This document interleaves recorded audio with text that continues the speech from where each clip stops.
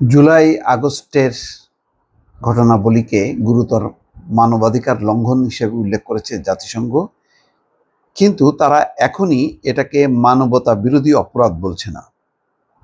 দেখেন জাতিসংঘ কি পরিমাণ তারা নিউট্রাল, যে তারা বলছে একেবারে গুরুতর মানবাধিকার লঙ্ঘন, কিন্তু এটাকে মানবতা বিরোধী অপরাধ হিসেবে এখনো চিহ্নিত করেনি।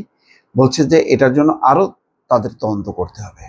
এর থেকে বুঝতে পারছেন যে জাতিসংঘ কিন্তু যথেষ্ট পরিমাণ তাদের হিসাব নিকাশ করে যেটা সত্য সেটাই তারা প্রকাশ করছে। যদিও তাদের এই রিপোর্টটাকে সরকার ওয়েলকাম করেছে, অর্থাৎ মেনে নিয়েছে এবং বলেছে যে তারা স্বাগত জানাচ্ছে এই রিপোর্টকে এবং এই অনুযায়ী পদক্ষেপ নেওয়ার জন্য তারা অনুরোধ করেছে।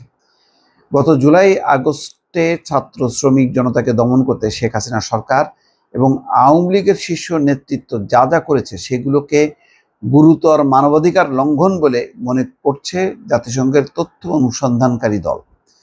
তবে এসব ঘটনাকে এখনই মানবতা বিরোধী অপরাধ হিসেবে বিবেচনা করছে না জাতিসংঘ। এর জন্য আরও তদন্ত করা দরকার বলে জানাচ্ছে বিশ্ব সংস্থাটি।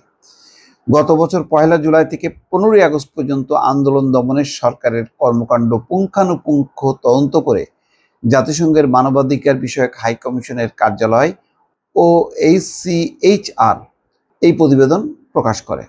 114 পৃষ্ঠার এই প্রতিবেদনে নৃশংসতা ও গুরুতর মানবাধিকার লঙ্ঘনের জন্য আওয়ামী লীগ সরকার ও আইন শৃঙ্খলা রক্ষাকারী বাহিনী এবং প্রশাসন পদ্ধতিগতভাবে জড়িত ছিল বলে বিশ্বাস করে জাতিসংঘ।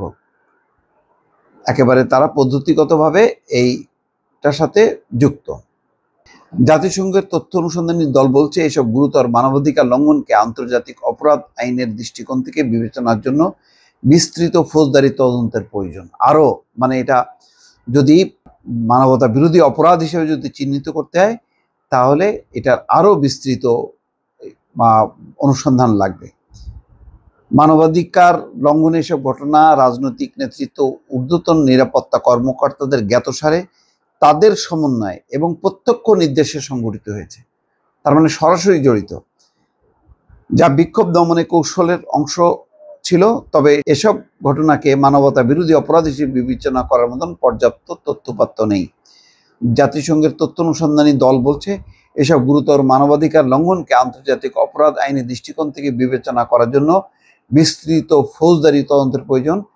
এসব মানবাধিকার লঙ্ঘনের মাত্রা মানবতা বিরোধী অপরাধ ও নির্যাতনের স্বতন্ত্র আন্তর্জাতিক অপরাধ হিসেবে পাশাপাশি দেশীয় আইনের অধীনে গুরুতর অপরাধের আওতায় পড়ে কিনা তা নির্ধারণ করতে হবে। প্রতিবেদনে বলা হচ্ছে নিরাপত্তা ও গোয়েন্দা সংস্থা এবং আওয়ামী লীগের সঙ্গে সম্পৃক্ত গোষ্ঠীগুলোর সহায়তায় পরিকল্পিতভাবে গুরুতর মানবাধিকার লঙ্ঘনে জড়িত ছিল শেখ হাসিনা সরকার। শত শত বিচার বহির্ভূত হত্যা, হাজার হাজার বিক্ষোভকারীকে গুরুতর আহত করার মতো মাত্রাতিরিক্ত বল প্রয়োগ, নির্বিচার ব্যাপক গ্রেপ্তার ও আটক, নির্যাতন সহ অন্যান্য অমানবিক আচরণের মতো গুরুতর মানবাধিকার লঙ্ঘন ঘটেছে। এতে আরও বলা হচ্ছে আন্দোলনের সময় যৌন সহিংসতা, লৈঙ্গিক ভিত্তিক নির্যাতন সহ বিশেষভাবে নিপীড়নের শিকার হয়েছে নারী বিক্ষোভকারীরা। কিছু ঘটনায় আওয়ামী লীগ সমর্থকদের দ্বারা যৌন নিপীড়নের ঘটনার তথ্য নথিভুক্ত হয়েছে। দর্শক দেখেন, এই বিষয়গুলি কিন্তু আমাদের কোনো অনুসন্ধানে আসেনি, কিন্তু তারা বলছে যে এখানে যৌন নিপীড়নের ঘটনা পর্যন্ত ঘটেছে, তার রেপ কেসও ঘটেছে এই সময়। অর্থাৎ নির্যাতনের মাত্রাটা এমন ছিল যে নারী বিক্ষোভকারীদের উপর তারা যৌন নির্যাতন চালিয়েছে, আর বাকিদের বেলায় তারা সরাসরি গুলি, এবং শিশুও মারা গেছে, মানুষ মারা গেছে, প্রকাশ্যে আনছে। এই জন্য বারবার মনে হয় যে এইটা মানবতা বিরোধী অপরাধ হোক আর যাই হোক না কেন, জাতিসংঘ যখন বলছে যে শেখ হাসিনা সরকার পরিকল্পিতভাবে এই হত্যাকাণ্ড ঘটিয়েছে, তখন আর এই দেশে আসলে আওয়ামী লীগ এবং অন্তত শেখ হাসিনার রাজনীতি করার আর অধিকার নেই। আওয়ামী লীগ হয়তো দলগতভাবে অন্য কেউ যদি ওন করে সেটা অন্য কথা, কিন্তু শেখ হাসিনার এবং তার পরিবার, তার সাথে যারা ছিল, তাদের আর কারো রাজনীতি করার অধিকার নেই। এটা মোটামুটি আমার কাছে বারবার এই ফিলিংসটা আসছে যে এদের রাজনীতির কবর হয়ে গেছে আসলে এই রিপোর্টের মধ্য দিয়ে। ভালো থাকবেন। আল্লাহ হাফেজ।